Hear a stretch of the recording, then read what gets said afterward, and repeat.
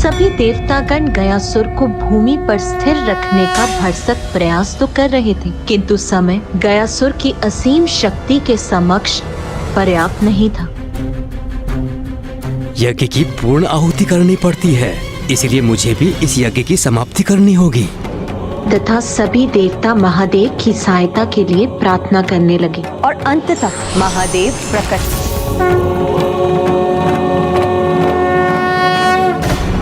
गयासुर नारायण का परम भक्त है, इसलिए इतना बल उसमें नारायण की परम भक्ति से ही उत्पन्न हो रहा है। इसलिए आपकी समस्या का समाधान तो नारायण ही कर सकते हैं। इसलिए आप सभी नारायण का ही आह्वान कीजिए।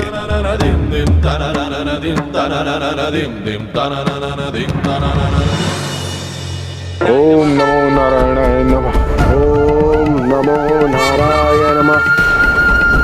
ओम नमो नारायण नमः। ओम नमो नारायण नमः।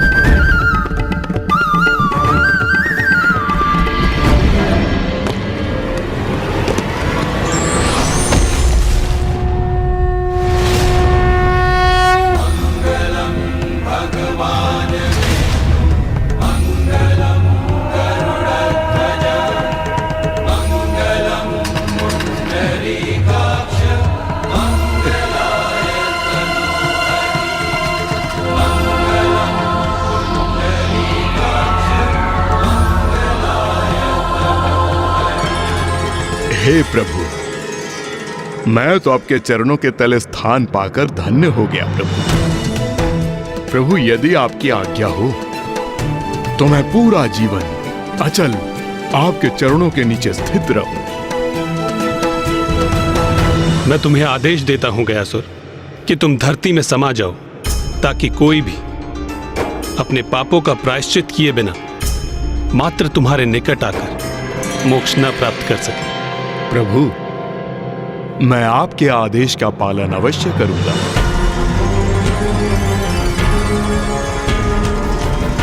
तुम्हारे इस त्याग से मैं अत्यंत प्रसन्न हूं। मांगो गयासुर, वरदान मांगो। मैं तो आपका भक्त हूं प्रभु, और आपके भक्त को किसी भी स्थिति में मात्र जन कल्याण ही सूझता है। इसीलिए आप मुझे ये वरदान दीजिए कि आप मेरे हृदय में सदैव जब तक सृष्टि रहेगी श्री विग्रह रूप में स्थित रहेंगे प्रभु। और इस क्षेत्र में जो भी अपने पूर्वजों का पिंड दान करेगा उसे सद्गति की प्राप्ति होगी प्रभु।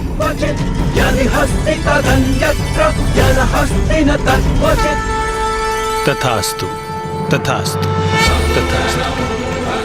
गयासुर, मैं तुम्हें वरदान देता हूं कि भूमि में समाने के पश्चात तुम्हारे शरीर के ऊपर की भूमि को पवित्र गया भूमि कहकर पुकारा जाएगा, और जो कोई भी अपने पूर्वजों का पिंडदान इस भूमि पर करेगा उसके पितरों को सद्गति प्राप्त होगी। और जिस दिवस इस पावन भूमि पर पिंडदान होना बंद हो गया, उस दिवस तुम्हें धरती के ऊपर आने की अनुमति होगी। मुझे मनोवांछित फल देने के लिए धन्यवाद प्रभु। अब कृपा कर आपके आदेश का पालन करने में मेरी सहायता कीजिए प्रभु।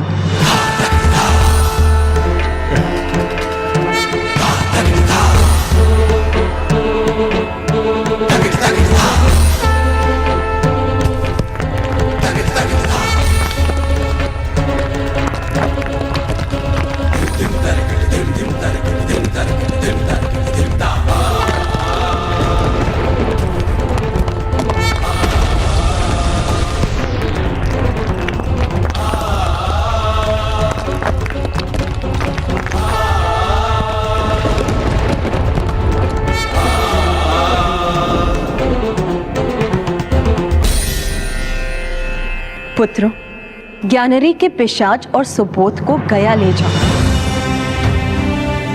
वहां सुबोध से उसके पिता का पिंडदान करवाओ और उसे पिशाच योनि से मुक्त कराकर ज्ञानरी को दिए अपने वचन को निभाओ। उचित है माता। हमारा मार्गदर्शन करने के लिए आपका धन्यवाद माता। ऋषिवर की अवस्था तो और भी गंभीर होती जा रही है। पानी माँ, ऋषि जगेश्वर तो अत्यंत रुग्ण अवस्था में प्रतीत हो रहे हैं। हाँ पुत्र, ऋषिवर की स्थिति तो बिगड़ती ही जा रही।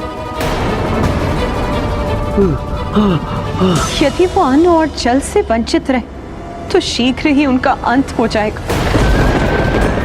और अब उनके जीवन की मात्र 20 श्वासों की अवधि शेष।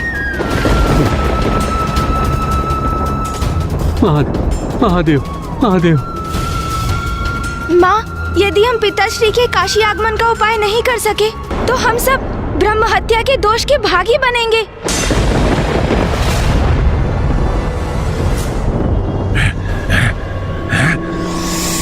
सर्वप्रथम गणेश जी कुमार कार्तिकेय मंदिर के भीतर गए, फिर अचानक बाहर आए और तीव्र गति से कहीं और चले गए, फिर लौट कर आए और मंदिर के भीतर चले गए। और अभी भी मंदिर के भीतर ही है।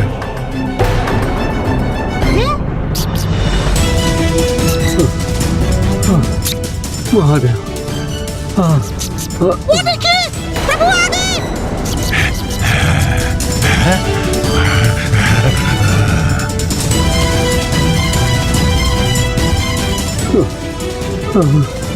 महादेव महादेव। पिताश्री, प्रभु गणेश जी और गुरुदेव तो लौट रहे हैं, किंतु वो अपने साथ किसे ला रहे हैं? महादेव।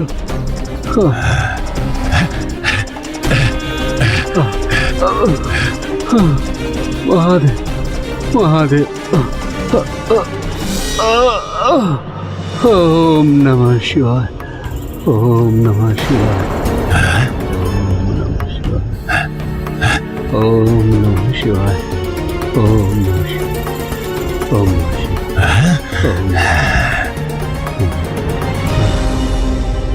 धीरज रखिए ऋषिवर, आपको कुछ नहीं होगा।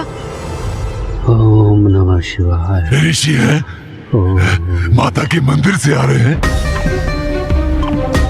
अवश्य माता ने उन्हें मेरी सहायता के लिए भेजा होगा। ओम नमः शिवाय। प्रभु गणेश जी, गुरुदेव, ओम नमः शिवाय। ये ऋषि मुझे अस्वस्थ प्रतीत हो रहे हैं। मैं इनके लिए अभी जल लेकर आता हूँ। नहीं वत्स सुबोध, तुम रुको। ज्ञानारी जी, ऋषि जगेश्वर अभी अत्यंत गंभीर अवस्था में है और वो तब तक अन्न और जल ग्रहण नहीं करेंगे जब तक उन्हें पिताश्री के साक्षात दर्शन नहीं हो जाते। इसमें आपको क्या कठिनाई है गणेश जी?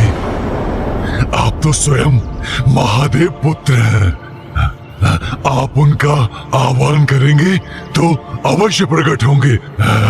नहीं ज्ञानारी, पिताश्री का यहाँ काशी में प्रवेश करना संभव नहीं।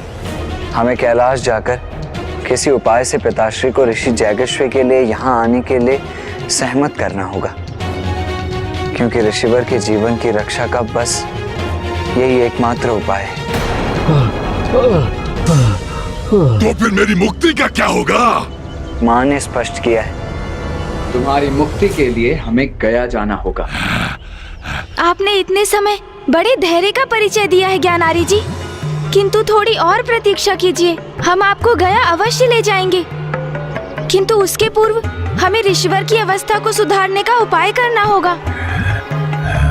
समझ गया, सब समझ गया मैं। पहले मुझे कहा गया काशी चलो, फिर कहा गया गंगा में स्नान करो, फिर पिशाच मोचन तीर्थ करो, फिर माता के मंदिर चलो और फिर अब गया चलो।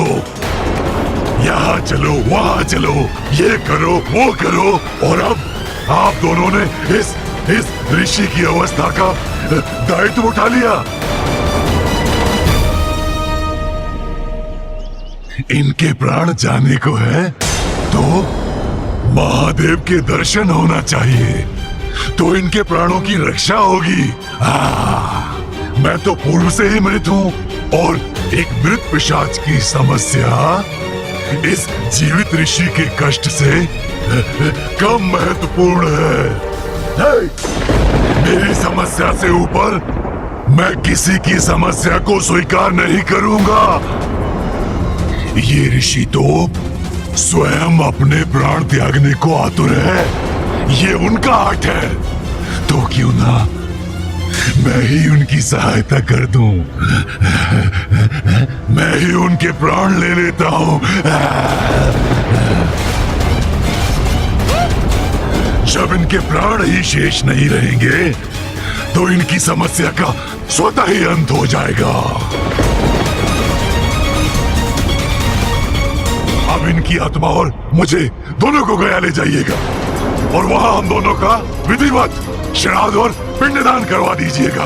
हम दोनों ही मुक्त हो जाएंगे।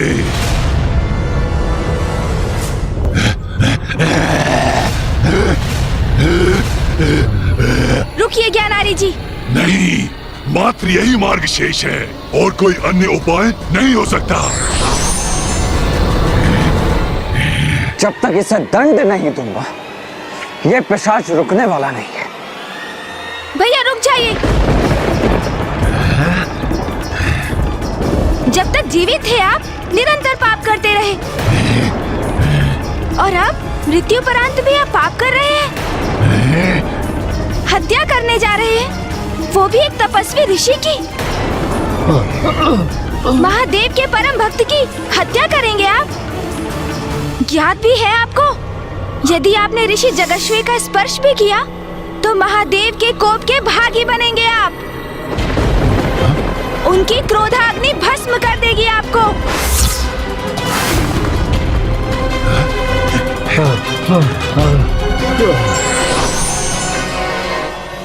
ये निराशा के प्रभाव में मैं क्रोध के आवेग में बह गया, किंतु मुझे जो चाहिए उसके लिए मुझे कितनी और प्रतीक्षा करनी होगी? ज्ञानारी जी, आपको अपने लक्ष्य की प्राप्ति में विलंब हो रहा है। इसका अर्थ ये तो नहीं कि आप किसी अन्य के प्रति हिंसक हो जाएंगे। एक दुर्बल अस्वस्थ ऋषि पर आक्रमण कर बैठेंगे। गणेश जी, कुमार कार्तिकेय, मैं कुशल हूँ, मैं अशक्त अवश्य हूँ, किंतु मेरी पीड़ा इस पिशाच की पीड़ा की तुलना में कुछ भी नहीं। आप मेरी चिंता मत कीजिए, मेरी तो भक्ति में ही शक्ति है। मेरा विश्वास है कि महादेव और माँ जगत जननी मेरा कुछ अनिष्ट नहीं होने देंगी। हाँ ऋषिवर, आप सत्य कह रहे हैं।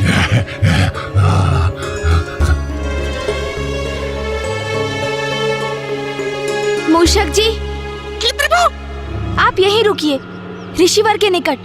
कैसी आपकी आज्ञा प्रभु? हमें सर्वप्रथम अपना वचन निभाने गया जाना होगा।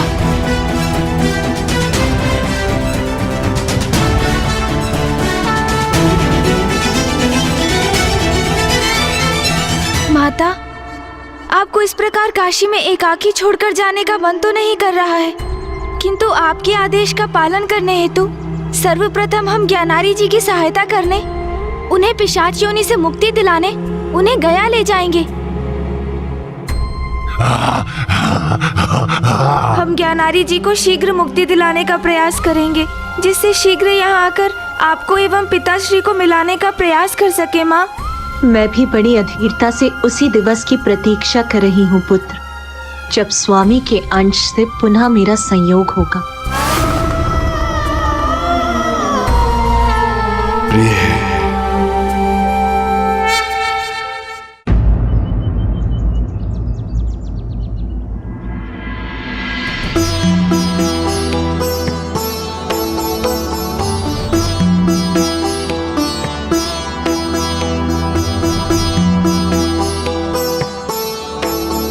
यहाँ मेरे समान मुझे अतृप्त आत्माएं दिखाई दे रही हैं, अर्थात ये वही स्थान है जहां मुझे मुक्ति प्राप्त होगी। माता का सुझाव सर्वथा उचित था। हाँ।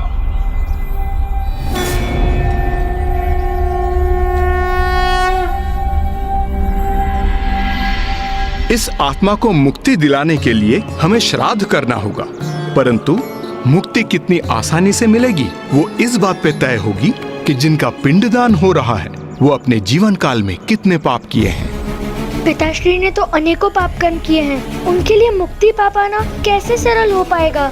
किंतु जो भी हो, हमें अपने दिवंगत संबंधियों को पूर्ण रूप से मुक्ति दिलाने का प्रयास अवश्य करना चाहिए। यही हमारा धर्म है। पितृलोक वो लोक है जहां हमारे पूर्वजों की आत्माओं का वास होता है। चंद्रलोक स्वर्गलोक से भी उच्च स्थान पितृलोक का होता है। यदि किसी का उचित प्रकार से श्राद्ध कर्म ना किया गया हो तो मृतक की आत्मा भटकती रहती है। उसे शांति केवल उचित प्रकार से किए श्राद्ध कर्म से ही मिल सकती है। अर्थात क्या यहाँ मेरे पिता को श्राद्ध कर देने से उनकी आत्मा को सद्गति प्राप्त होगी? निस्संदेह। किंतु ब्राह्मण देवता, ये श्राद्ध कर्म होता क्या है? इस श्राद्ध का फल तुम्हारे पूर्वजों को मिलेगा। इसी से उन्हें शीघ्र मुक्ति पाने में सहायता मिलती है। इसमें 3 विधियां होती हैं: जलदान, पिंडदान और ब्राह्मण भोजन। जलदान के द्वारा उस आत्मा को जल प्रदान होता है, पिंडदान के द्वारा तृप्ति होती है और ब्राह्मण भोजन के द्वारा शेष पूर्ति होती है। अब हम पिंडदान से आरंभ करेंगे। किंतु ब्राह्मण देवता, ये पिंड क्या होता है? गणेश जी, मैं आपकी ये जिज्ञासा अवश्य शांत करूंगा। किसी भी गोलाकार वस्तु को पिंड कहते हैं। जथा पिंडे तथा ब्रह्मांडे, ये पूरा ब्रह्मांड ही 5 तत्वों जल, अग्नि, तेज, वायु और पवन से बना हुआ है। उन्हीं 5 तत्वों से अपना शरीर भी बना हुआ है। इसलिए पिंड ब्रह्मांड का प्रतीक है और ब्रह्मांड पिंड का।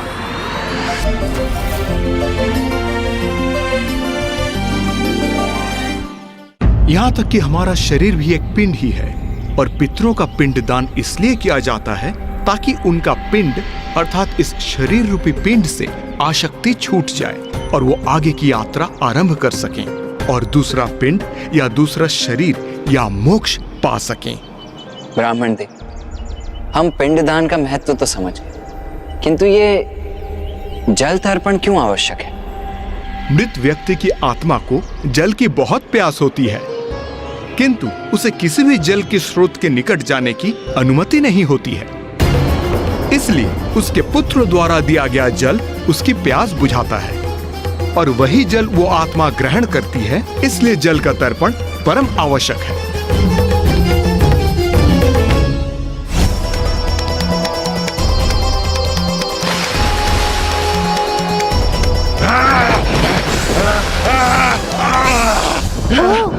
तो इसलिए माता गंगा ने ज्ञानारी जी के पिशाच को अपने जल में प्रवेश करने की अनुमति नहीं दी। अब आप सभी को समझ आया कैसी यंत्रणा सह रहा हूं मैं। इसीलिए तो आपसे बार बार कह रहा हूं, मुझे इस पिशाच योनि के कष्ट से मुक्त कराओ, मुक्त। और पितरों और देवताओं का प्रतिनिधित्व करने वाले 2 ब्राह्मणों को भोजन कराना इसीलिए आवश्यक है क्योंकि देवताओं को महाभोग प्रस्तुत किए बिना तो कोई भी पूजा संपन्न नहीं होती। और ये तो श्राद्ध है और उच्च लोक में स्थित पितृ देवताओं के समान ही होते हैं और इसीलिए पितरों को प्रसन्न करने हेतु उन्हें भोजन प्रदान करना तो अति आवश्यक है। मैं उचित कह रहा हूं ना ब्राह्मण देव? आपने सर्वथा उचित कहा कुमार कार्तिकेय जी। ब्राह्मण देवता, कृपया करके हमें ये भी बताइए कि किसी भी मृत व्यक्ति का पिंडदान कब आरंभ करना चाहिए? मनुष्य की मृत्यु के उपरांत प्रथम दिन से ही पिंडदान प्रारंभ करना चाहिए। किंतु यदि किन्हीं विशेष परिस्थितियों के कारण अथवा अज्ञानतावश कोई अपने निकट संबंधियों का पिंडदान करने में असमर्थ रहा हो तो, जैसा कि ज्ञानारी के साथ हुआ, तो इस भूल को सुधारने का क्या उपाय है? यदि मरणोपरांत किसी का पिंडदान ना हो तो ये अत्यंत दुर्भाग्यपूर्ण है। तब मृत जीव की आत्मा किसी न किसी रूप में आकर अपने संबंधियों को अवश्य सताती है। ब्राह्मण देवता, आप सर्वथा उचित कह रहे हैं। हमारे साथ भी यही हुआ है।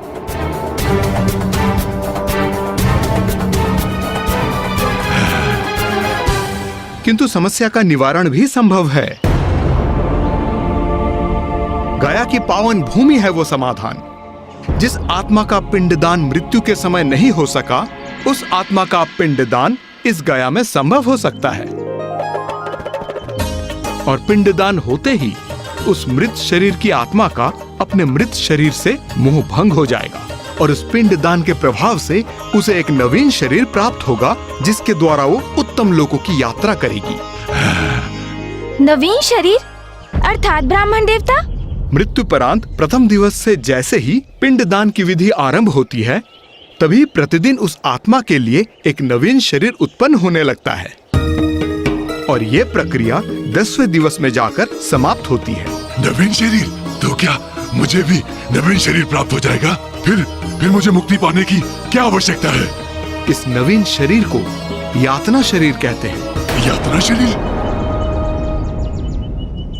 किंतु उसे यातना शरीर क्यों कहा जाता है ब्राह्मण देवता?